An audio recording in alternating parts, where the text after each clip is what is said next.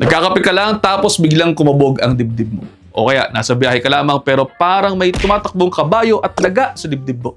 Ang tanong, bakit ka nga ba nagpapalpitate? Ang palpitations o pagkabog ng ating dibdib ay pwede namang normal lamang lalo na kung ikaw ay nagkape, uminom ka ng energy drinks, kulang ka sa tulog, stressed o kabado ka. Pero tandaan na mayroon ding mga seryosong dahilan nito tulad ng hyperthyroidism, dehydration, side effects ng mga ininom mong mga gamot, maling inom o pagkalimot sa mga maintenance meds mo. Ngayon, kung ikaw ay mayroong chest pain, nahihilo o nahihirapan kang huminga, hindi na basta-bastang palpitations yan. Baka kinakailangang magpa-check up ka na sa iyong doktor. Pero narito rin naman po ang ilang mga tips. Bawas-bawasan naman po ang kape at energy drinks.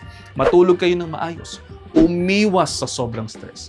Ayusin ang pagtatake ng mga maintenance meds. At syempre, stay hydrated. At yun, almost 1 minute na to. I hope you're all 1 minute wiser. Pakipusuan kung may natutunan. See you next time. Ingat.